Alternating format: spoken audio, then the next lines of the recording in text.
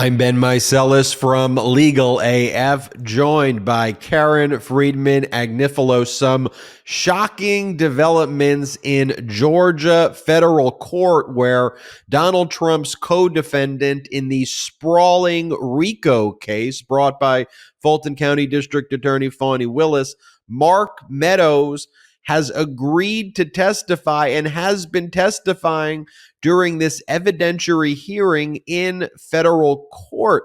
Nobody expected this. I didn't expect this. Karen, I don't think you expect this. Let me just remind people what this hearing is about. Then I'll toss it to you, Karen, to explain why this is so shocking that Mark Meadows is not invoking his Fifth Amendment right against self-incrimination, that he is testifying, how big of a risk this is for him, and why this comes as such a surprise. So this evidentiary hearing relates to the effort by Mark Meadows to try to remove the case from state court where it was brought by Fulton County District Attorney Fani Willis, Fulton County Superior Court, which is state court, one day after the grand jury returned the indictment, naming Donald Trump and 18 other co-defendants, including Mark Meadows in the indictment. The day after, on August 15th, Mark Meadows filed a notice to remove the case to federal court. In order to do that, he must satisfy three conditions when we're talking about a removal in a federal criminal case.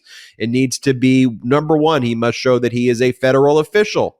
Number two, Mark Meadows must show that he was acting under the color of authority of federal law. And number three, Mark Meadows must show that he has a credible federal defense. He must prove all three elements.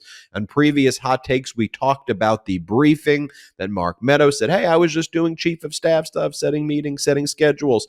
Fulton County District Attorney Fani Willis said, you are engaged in a criminal enterprise, and the stuff that you characterize as political activity, by the way, that would be a violation of federal law. That'd be a violation of the Hatch Act. Then Mark Meadows responded, well, whatever, it's fine. Those issues can be raised once we proceed to trial, but that shouldn't stop us from going into federal court because I'm a former chief of staff.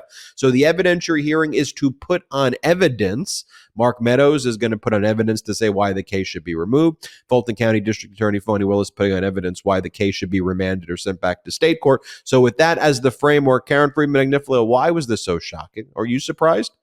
Everyone is surprised. This has caught every lawyer that I have spoken to completely by surprise. This is so unusual, and I'll explain why. It's because defendants typically will not testify about the substance of what they are charged with at an evidentiary hearing like this, because they would normally take the fifth, right? Every statement he says can be used against him at his trial. He is putting it all out there.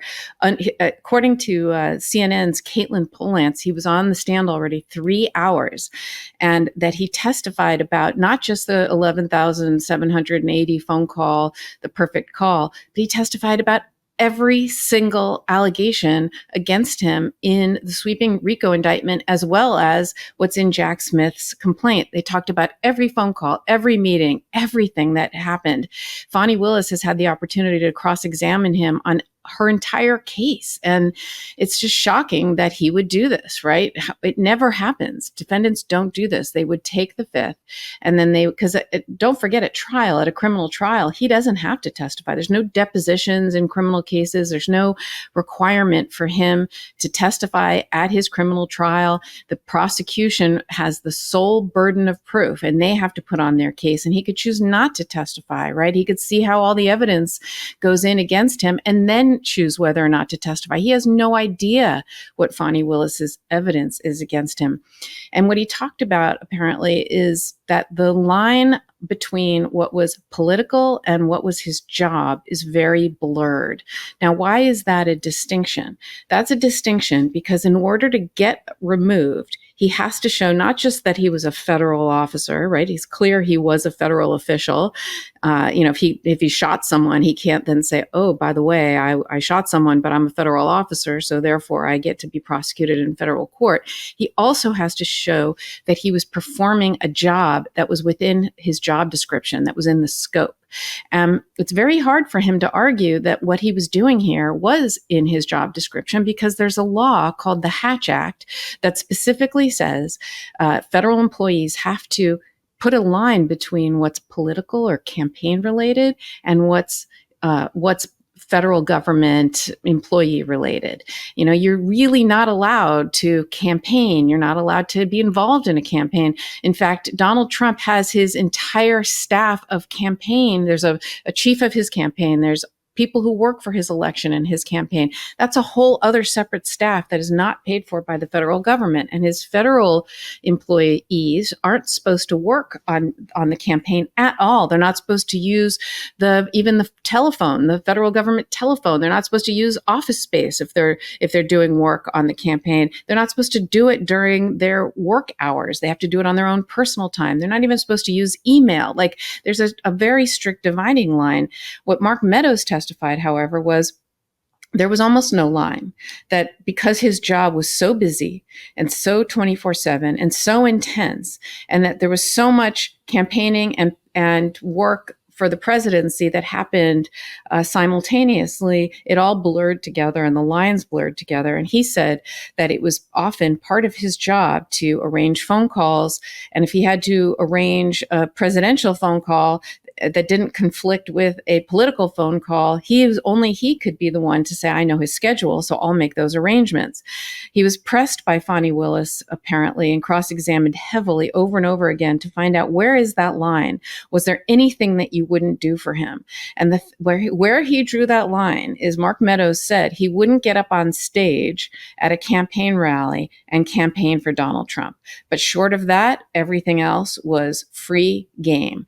So shocking testimony, and shocking that Fani Willis has a chance to cross-examine him and have all that he has to say before he sees her evidence. So before he can tailor his testimony to what her evidence is. I think this was a Hail Mary for him. For him, the facts are what they are. She has all his text messages, his emails, his, the 11,780 votes call was recorded.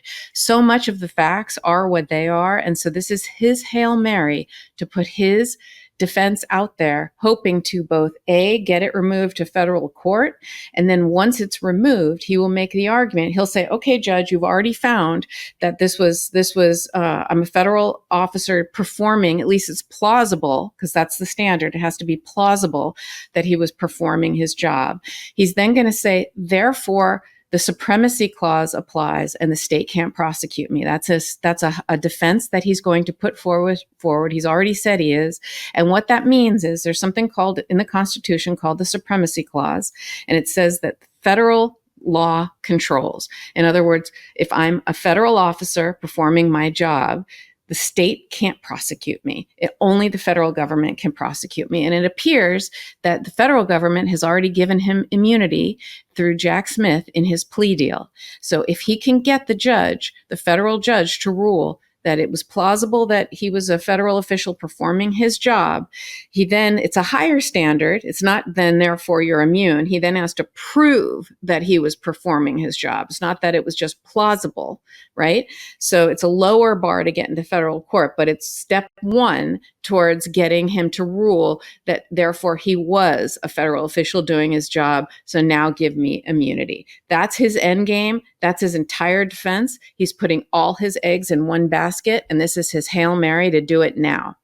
So the case right now is before federal judge Steve Jones in the Northern District of Georgia, an Obama appointee. Right now, all Judge Jones would rule on is whether or not the case will remain in federal court or be remanded or sent back to state court. That's what this evidentiary hearing is about. As the name suggests, an evidentiary hearing requires evidence. So one of the things that we could extrapolate is, did Mark Meadows have the ability to call any other witnesses other than himself who would testify on his behalf that would be admissible evidence, that would not be hearsay or that would not be otherwise inadmissible? And did he say, I'm the only person who can get any of these facts admitted as evidence through my testimony? So there's a possibility that that was part of the equation as well. What will be interesting to see, and we'll cover in another hot take, is was Fulton County District Attorney Fani Willis's team ready for that? They've been ready for everything, so I assume they were ready for this. But now you have the opportunity, because one of the ways to try to get it transferred back to state court is to show Meadows engaged in all of these violations of the law.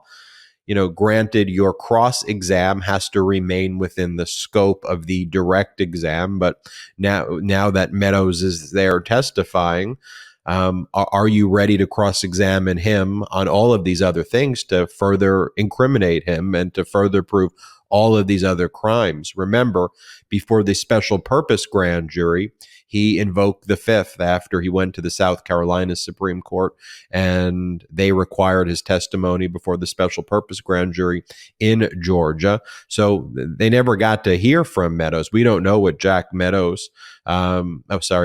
Smith got from Mark Meadows in connection with the proffer agreement and what Meadows told him. So we'll get a lot of information here, which we'll report back to you. Karen, any final words before we go back to the court, see the reporters in the courthouse, see what's going on there?